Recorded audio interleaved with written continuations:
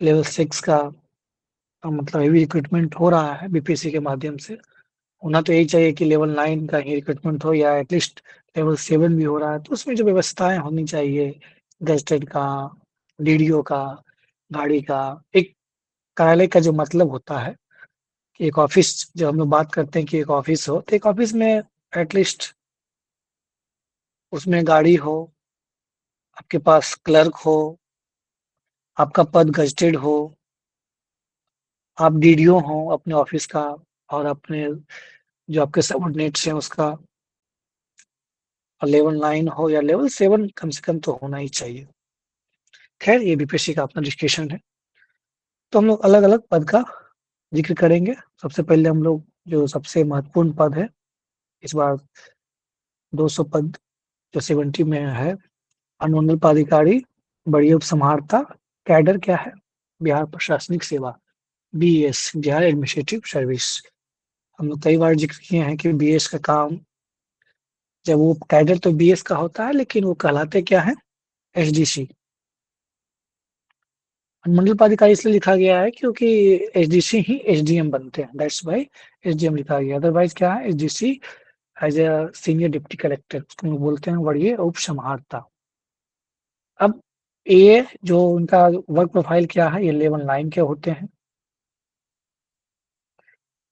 Gazetted होते हैं, DDO भी होते हैं। अब इनका क्या है कि ये जब स्टार्टिंग में ज्वाइन करते हैं तो कोई पद नहीं मिलेगा, तो जो क्या कहलाते हैं, बड़ी उप समाहर्ता, सीनियर डिप्टी कलेक्टर। लेकिन समान तौर पे कुछ न कुछ शाखाएं, हम लोग जानते हैं कि विभाग अभी कुल 45 डिपार्टमेंट्स है, कलेक्ट्रेट लेवल पे भी उतने डिपार्टमेंट्स को डीएम को देखना होता है। तो कई बार ऐसा होता है कि बहुत सारी शाखाएं खाली होती है, जिला विधि शाखा, सामान्य शाखा, तो शाखाओं के प्रभारी बन सकते हैं। इसके अलावा जिला पंचायत राज पदाधिकारी बनते हैं, डीसीएलआर बनते हैं, भूमि सुधार उप समाहर्ता, deputy collector of land reforms बनते हैं। एक होता है पीजीआरओ, पब्लिक ग्रीवांस जुडिशियल ऑफिसर, ये भी बनते हैं। एसडीएम जो है स्टार्टिंग में आप नहीं बनते हैं, समान तौर पे 1 साल, 2 साल, 3 साल आपका अच्छा पीआर बोलते हैं उसका, परफॉर्मेंस रिपोर्ट होना चाहिए, ठीक ठाक आपका छवि साफ होना चाहिए, और आपने कुछ अच्छा किया है। ये गवर्नमेंट का रजिस्ट्रेशन वो तो बना ही सकता है, लेकिन ये देखा जाता है कि 2 साल, 3 साल, आप कम से कम मिनिमम 5 साल आपकी सीनियरिटी हो जाती है, तभी आपको समान तौर पे पद एसडीएम कर दिया जाता है। अन्यथा आप जो जिला में अन्य शाखाएं हैं, या जो कुछ पद हैं, डीपीआरओ के पद हैं, डीसीएलआर के पद हैं, या पीजीआरओ का पद है, जिला समान शाखा का पद है, उस सब पद पे आपको रह करके काम करना होता है, काम सीखना होता है। एज एसडीसी कोई गाड़ी नहीं मिलती है, लेकिन जैसे आप डीपीआरओ बन जाते हैं, या आप डीसीएलआर बन जाते हैं, या पीजीआरओ बनते हैं, उसमें सारी व्यवस्थाएं होती है, गाड़ी भी होती है, डीडीओ होते हैं, लेवल 9 होते हैं, गस्टेड होते हैं, तो सारा आपको जो भी फैसिलिटी वगैरह है वो मिलता है।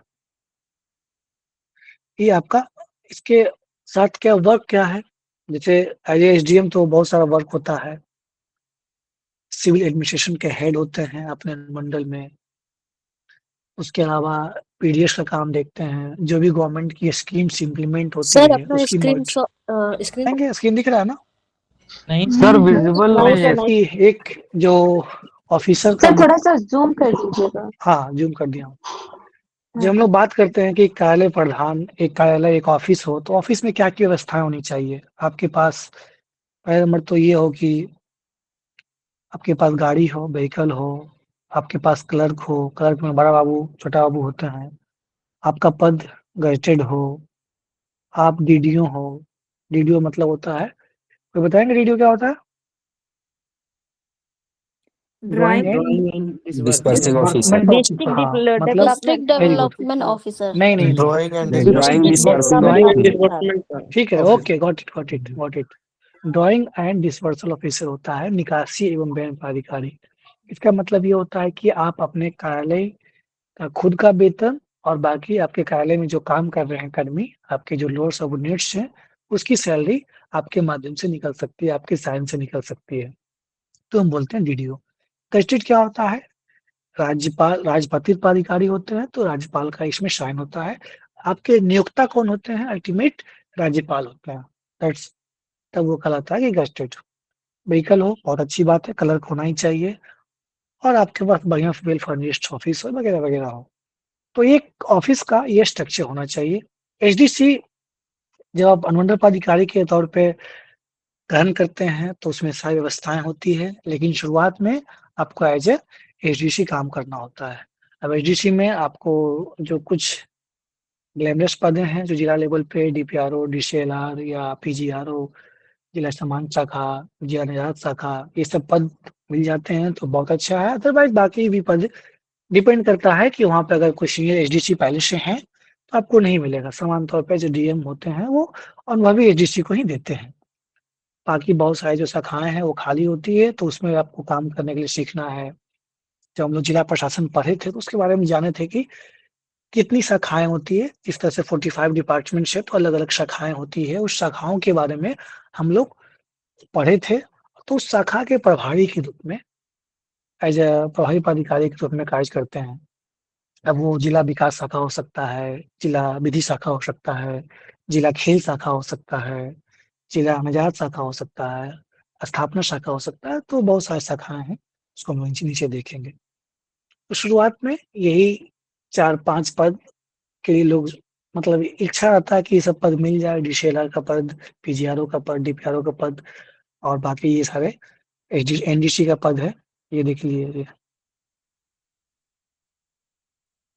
ये दिख रहा होगा आपको। ये सारे पद है, निर्यात शाखा है, गोपनीय शाखा है, सामान्य शाखा है, विकास शाखा है, आपूर्ति शाखा है, लेखा शाखा है, तो बहुत सारी शाखाएँ होती है, उस शाखा के प्रभारी के रूप में स्टार्टिंग का 1 साल तो ट्रेनिंग होता है, ट्रेनिंग के अलावा 2 साल मतलब आप सीख रहे हैं अच्छे से और बाकी अगर कोई पद खाली होता है, तो डीएम के स्तर से भी पावर को डेलीगेट किया जाता है, otherwise GAD general administrative department सामान्य प्रशासन विभाग तो करती ही है।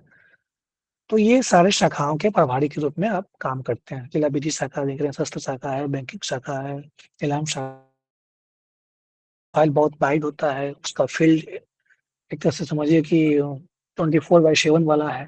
आपके अनुमंडल में किसी भी तरह का कोई भी मिसहैपनिंग होता है, आप टोटली रिस्पॉन्सिबल होंगे। लॉ एंड ऑर्डर देखना, पूरे उस अनुमंडल में जितने भी ब्लॉक्स हैं